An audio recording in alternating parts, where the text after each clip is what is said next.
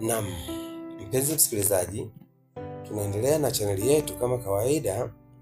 Kila siku tumekuwa bora zaidi ya jana, na leo nitakuelezea shida anazopitia mwanaume, na mwisho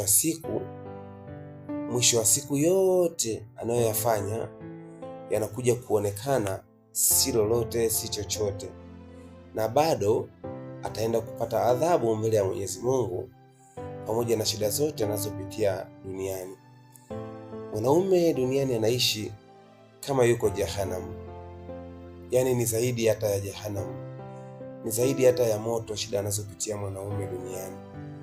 Lakini mpenzi msikilizaji, kabla sijakuelezea shida anazopitia mwanaume, ningeomba ungefanya jambo la kiungwana la kusubscribe chaneli yetu ili uwe wa kwanza kabisa kupata vitu vyetu pindi bado vipya kabisa, mpenzi msikilizaji, na hakika hautajutia bando lako.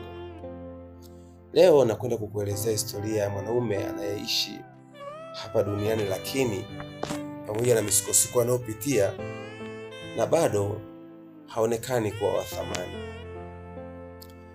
Ingetosha maisha ya duniani kutuhukumu sisi wanaume, hata angalau tukifika mbinguni twende tukapumzike tu kwa kutulia na kukaa peponi na kuenjoy, kwa sababu kama ni shida tumeshazipitia duniani.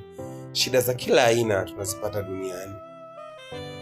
Mwanaume unapambana kuanzia asubuhi mpaka jioni, unaweza hata usile, lakini unafika nyumbani unaenda kuambulia matusi kwa mke wako. Mwanaume unafanya kazi ngumu, unapambana usiku na mchana, lakini mwisho wa siku unaenda kutoa hela, unaambiwa tu maana ya kutolea. Mwanaume unapambana, unapigana, unaumia katika kazi zako, lakini unafika nyumbani hata chakula unapewa kwa masimango, wakati hali ya kuwa chakula hicho umekitafuta wewe mwenyewe.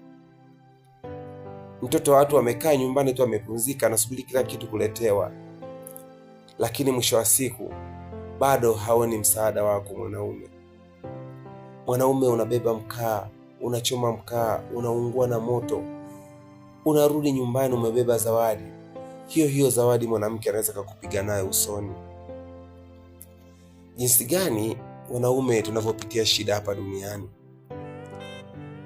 Lakini katika haya maisha, kama endapo mtu unaweza ukaishi bila stress, bila kuwa na mawazo aina yoyote, ukafaulu, ukaishi kwa amani kabisa na furaha, hata ukienda mbinguni, naamini natumaini, hata kama unachomwa, lakini umepata raha hapa duniani.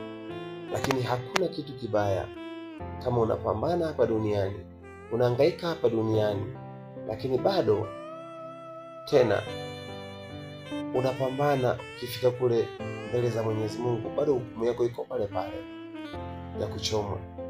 Hivyo wanaume tuna kazi sana, tunatakiwa tupambane kulinda heshima yetu, tupambane kulinda heshima ya Mwenyezi Mungu, na tupambane kulinda heshima za wenzetu waliotutangulia.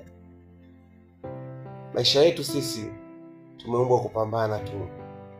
Yaani mwanaume utapambana mpaka siku ya kufa, na bado tena ukifa utaenda mbele za Mwenyezi Mungu. Kama hujatenda mema hapa duniani, bado utaenda kupambana tena na moto na vingine vinavyofuata na adhabu mbalimbali mbele ya Mwenyezi Mungu.